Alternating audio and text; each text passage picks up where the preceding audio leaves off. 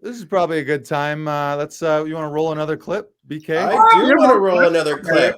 Let's roll. We got some stand-up from Phil. Ready? Do we need to set this up? You want to set this up as they do? This is actually a very interesting show because, speaking of Sandra Battellini, this show was done at, was it the Drake Hotel? I always get the Drake mixed up with the other cool hotel. Oh, yeah. Yeah, you got it. Gladstone and Drake. Yeah. Anyway, she set this up as part of a fundraiser for cast, and it was comedians doing a fashion show / a set, and I got to do some comedy in some fun fashion. That was a fun show. I don't even know what clip you showed, but I know that it's from that show, so hit it. Let's do it. One round of applause for Phil Luzi.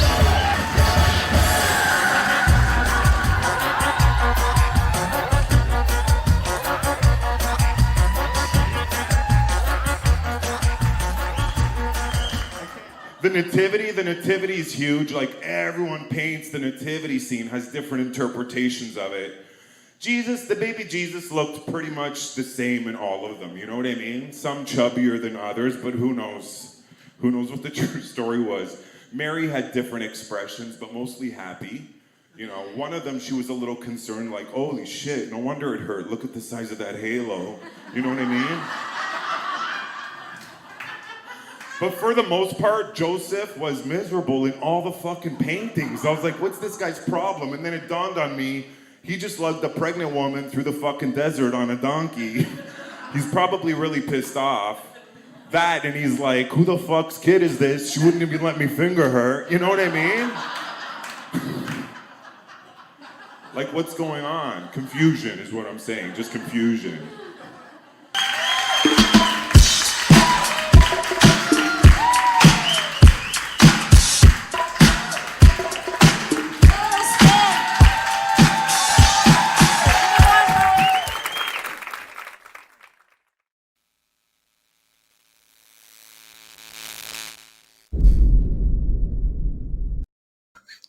Wow, you're really showing that clip. Yeah, I probably should have cut that. Yeah, that was like 2 minutes of stand-up and then a 3-minute outro. Like, if I see MCMX 11445, I'm out of here. We got to get our cross promotion going, you know? Right.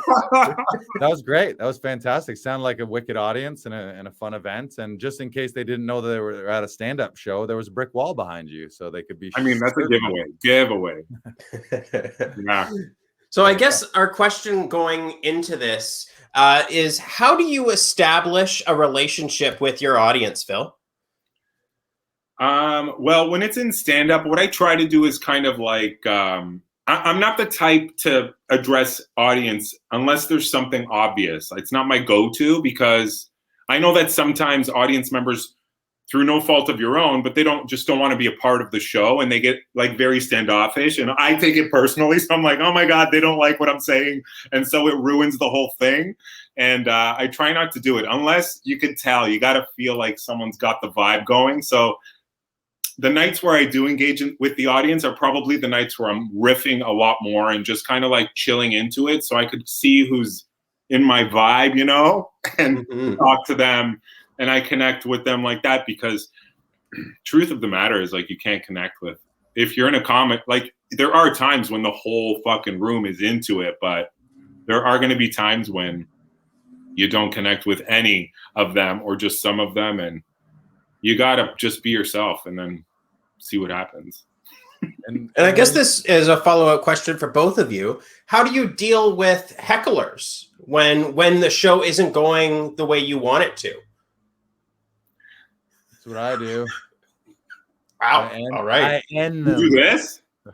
I don't even remember anymore. I think I look at them through Zoom and be like, oh, that guy's not even watching right now. Do you remember? I don't even remember live stand-up. It's been so long.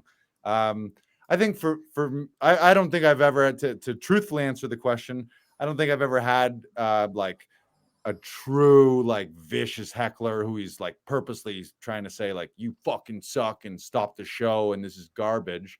And I tend to interact. I'm maybe a little different than Phil, where I like to purposely toy and mess with people. So I would just say I kind of roll with the punches, unless it's like a showcase set where I know I'm going in like I got what I want to deliver and I don't want to mess it. Like generally most shows you're willing to have some fun, especially if you have a little extra time, and it's not like if it's a 5-minute or 7-minute set, you don't have a ton of time for that.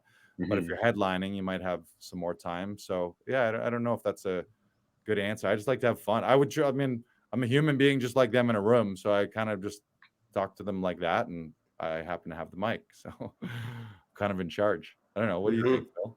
Yeah, I don't think I've ever been given the opportunity to actually confront a heckler. But when people talk, like if they're just talking or being rude, I try to find out what they said first, because I'm like, oh, if I can, make something of this, that's cool too. But if they're just being dicks, then I don't know. I think I just go on with it, and that's what I've done so far. Right. Yeah, that's great. Yeah. And I guess another follow-up to that is, how do you guys go about writing or making your jokes? Phil? Okay. They start on my phone in the Notes app, and I just come up, like, it depends, Sometimes it's like a train of thought, and my note, like, is super long, and then sometimes it's like 2 words, like toilet paper beanbag, and then I hope to remember when I'm not high tomorrow morning, or I'll never see it again. I'll probably never see it again. But I just try, writing a joke doesn't even matter. I'm more like an idea. I'll write an idea down and try it. That's what I miss about just being on stage, right? And going to open mics. Because now when you do online shows, you feel like I need to be prepared. I need to do these jokes, because you want to have a higher insurance policy that it's going to go well. But I miss those days where you're like, nothing to lose. Everyone's stoned in this fucking room. And I'm just going to try. Those are the best jokes for me. Fleshing them out, talking them out in front of an audience where you feel like you have that freedom and you're kind of loose and everyone's just on board. Right, Lars? Remember the Underground? If you caught a good wave at that show, you were on cloud 9. Yeah, it's sometimes it's you're in this magical, just a room, you've stumbled into Narnia, and it's just a magical room full of unicorns. Magic happens, everyone's together, and then it just disappears into the night, and it never happened. That's one of the nice things about some of those smaller rooms or old rooms, or even now there's kind of seems there's always someone recording, and there's always some camera or social media happening. But it used to happen a lot. Crazy shit would happen, and then that was just the end of it. It was just for those eyes and ears only, and then it was all over. So a lot of joke suicides there for sure. I would say I'm similar. It's a little haphazard, but generally I would just think of something or see something, maybe some jot notes. I was never one to write anything out verbatim. I would take the concept or the gist of it or the premise, and then take it on stage, try some things out, and see if it hits a bit and starts to be like, okay, yeah, there's something there to work with. A lot of it for me depends on if it's fun for me to do it too, versus what their response is. If I like to do it and it's something that's playful and fun for me, then generally I'll stick with it and flush it out. And back in the day when we would do more live shows, if you're bouncing around the city or walking in between or on a subway, a lot of just thoughts, I would literally be in between shows or walking on the way to a show, see a weird guy or witness a weird thing, or just think of something random based on something I see. And then you just bring that up, and that becomes the seed of an idea too. So it could end up being your whole set. Right. Yeah. And that is the sad and I'm sure frustrating thing for most stand-up comics, is having those outlets gave you much more of a sort of a incubator of material, because every day, multiple times, you get to test and try, versus now, if you're going to be booked on something, it's probably going to be on Zoom. It's maybe a little more corporate, or it's not the time just to fuck around if you just have to do it, especially if obviously people paid as well too. You're not gonna just mess around with random stuff. But yeah, it's true. Yeah. And I know Seinfeld has a Pop-Tart joke that he's been working on for 5 years. Is there a joke or an idea you have been mulling for a very long time that you don't know what to do with? I don't think there's a joke that I could check my notes. But Please, yeah. I could tell you though that when I did have stage time, if there was something I thought might be, I would always try it out like as soon as possible. But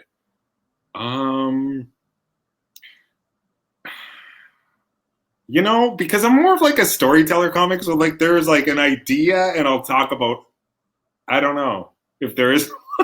Right. Well, because I know, Lars, we've talked about on this show, you've had an idea for Phantom of the Library and like other ideas like that. And I'm just sort of wondering if you guys have ideas that come to you that like you just don't know how to get them out there, or like you're not sure how it like should be delivered because Like, is of, this like, a joke? Is it a series? Is it a movie? Yeah. Yeah, for me, I would say that the majority of my ideas, when they're born, they're sort of born as a visual to me to be like a sketch. So I kind of envision it a lot, and that's really my stand-up is a mishmash of sketch comedy in stand-up form with fake commercials and songs and funny little ditties and jingles and stuff. So I've definitely had bits and things. I think for some comedians, the challenge is when to retire something, because you do stuff that, like for me, I had little bits that I love doing them. They pretty much always got a great response. New audiences always love them. Even people who had seen them before were like, "Oh, you're gonna do this one today?" Like I kind of had some favorites, and they become like your babies. But in order to move forward and grow, you kind of gotta eventually like put them on a shelf and just leave them and move forwards. But I've had ones like over like an 8 or 10 year span that have evolved and changed, and you add little things and you add little, like, just based on things that happen live in a show. Like I had that Bob's Bidet jingle, which we've played and is on my album Silly Goose.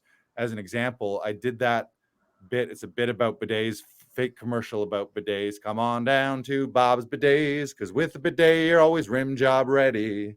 Oh my And God, I've done a spoof bidet commercial too. yeah. That's so funny. As one example of how things can evolve is I did a show in Gravenhurst. It was at a Jug City. It was Deb's Comedy Den inside a gas station in Gravenhurst. And there was a father and a daughter there, and they started to have a debate about whether or not they owned a bidet and what a bidet was. So they started to have a bidet debate. You guys having a debate? You guys having a bidet debate right now? Bidet debate. So funny. And then in the moment, I was like, bidet debate, dun, dun, dun, dun, dun, bidet debate, dun, dun, dun, dun. And so that then that happened in the moment organically with them, where it was just bidet debate, and it just started clicking in my mind. And then that extra part of doing that stupid, whatever it was, Sesame Street song, then became like a built-in part of the bit that was never there for 5 years before. So that kind of fun stuff happens. Yeah, that's the fun. That's what's so great about stand-up as an art form, and those live performances is so organic. You never know what's going to happen. It's like you can go anywhere at any moment, and you're entirely in control as the performer. Sometimes out of control, but it sort of lives and dies with you, I guess. Versus TV and film and theater, you have cast members and you have crew and you have other people that rely on you. But stand up, you just kind of do whatever the fuck you want, and it's your time, your show. So it's kind of beautiful. Yeah.